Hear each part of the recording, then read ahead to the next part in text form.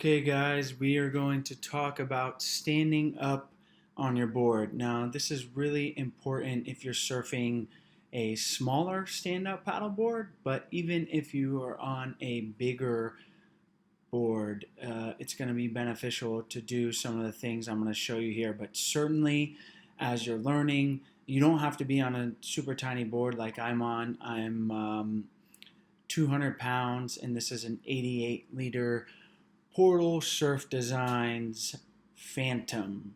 Loving this board, and it is about as tiny as I will go. But this will be valuable, let's say you're 200 and you're surfing a 150 liter board.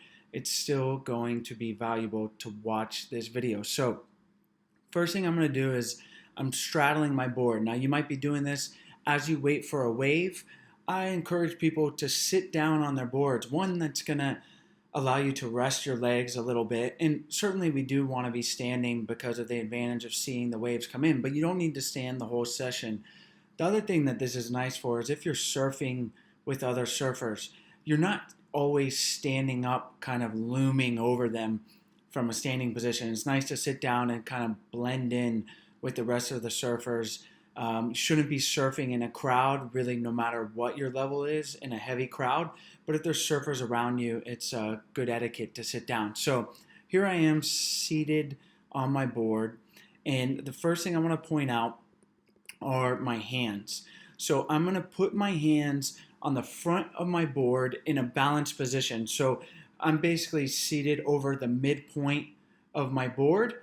And, so the handle would be kind of under my hips here, and my hands are going to be out in front of me, and I'm going to have my paddle on my strong side. So most people, if you're regular foot, you're going to want to have it on your right side, because likely your right side is your strong paddling side, and that's also the side my hips are going to be open towards. So I'm going to play this forward and show you what I'm talking about here by holding my paddle with my hand as I push up, so that when I stand up, the paddle is in my hand. That's going to be really important because the paddle is my balance stick. And if I don't have that with me and immediately put it in the water, I'm not going to be stable.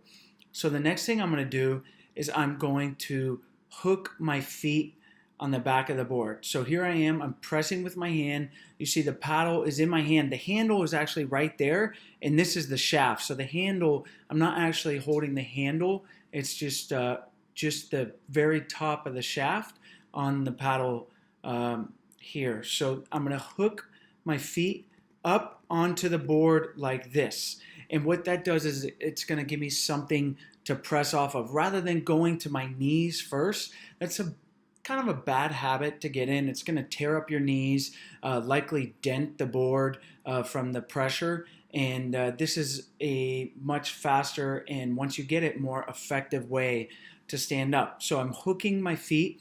My big toe is on the board, and I'm going to use that to press off of on my feet and to also press off of with my hands. And as I go to stand up, I'm going to bring the paddle with me. So my feet are on the board, my hands are pressing in front, and I'm going to press up with my hands, and at the same time bring my feet up under my body. And you can see they're almost both completely in the air right now. It doesn't need to be that, but you can kind of inch it forward. But I find the smoother you make this motion, the easier it is to then be standing. So my feet come forward, and again, I'm on a smaller board, so certainly if you're on a more challenging board, you want to try to stagger your stance a little bit. So again, I'm regular foot, so my left foot is slightly in front of my right. The sweet spot on this board is actually very tiny, so therefore I want to stagger my feet so that I can shift my weight back and forward to find that sweet spot. So now you watch that paddle that was in my hand, I'm bringing it up, and the whole time that paddle is in the water as I bring my feet up into now, because I need that paddle for stability. If you can see, my board is almost completely under the water. I have a little bit of positive flotation, but barely any. And that paddle is in the water. That's like a walking stick or a cane, all right? That's going to be my third leg to help balance on the board. You see my feet are staggered, and then I'm keeping that paddle in the water because that is where I'm going to find my balance. And so this is just going to go, and I could talk a little bit about balancing on the smaller board. Once you're up, the biggest mistake people make is that they take their paddle out of the water. So you see my paddle is constantly in the water, just feeling the water. See how it's feeling the water and I'm pressing off of it? If you watch our tutorial video on the J stroke, that'll also be very valuable in standing up on a smaller board. And then if you want to get fancy and sit down on your board without going to your knees, you can bring your feet slightly forward on the board. So my feet are just past the center point. It's going to sink the nose. And look how I have my paddle in the water the whole time. The nose is going to sink, and then I just crouch down, sit my butt on the middle of the board, and now I am seated. Again, if you want to get fancy a little bit, it's something fun to try. So let's watch that from another angle here.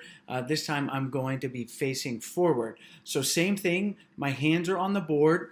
I have that paddle out to the side and it's in my hands. I'm hooking my feet onto the board, and then in one smooth motion, I'm going to be bringing my feet up and under and pressing up on my hands, and watch the paddle. So I'm bringing my feet up.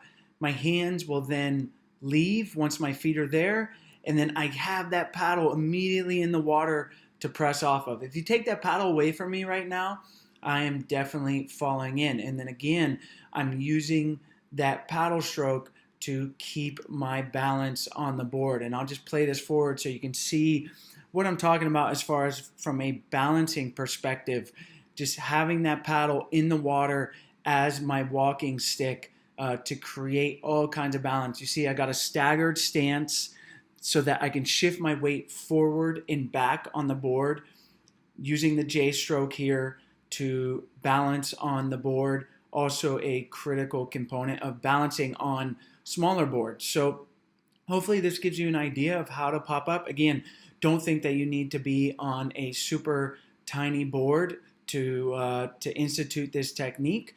It's going to be valuable for popping up fast to go get to the wave once you've been seated, or just popping up the first time, and it'll save your knees, it'll save dents on the board, it'll help you be faster to getting up, and all around it's just a more effective tool. And then if you want to practice sitting down like this, get the nose down and then sit down on the board is also a fun thing to practice. So hope you guys enjoyed this. Hope it was valuable for you, and go out and try it. I'll play it forward here another time so you can see, you can watch it again, and really want to stress keeping that paddle in the water as you stand up and staying low, knees are bent, low center of gravity. Hope you guys enjoy.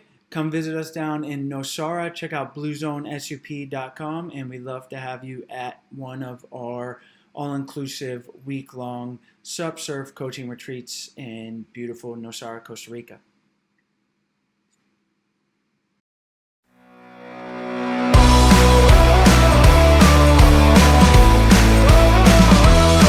Shutterstock Music.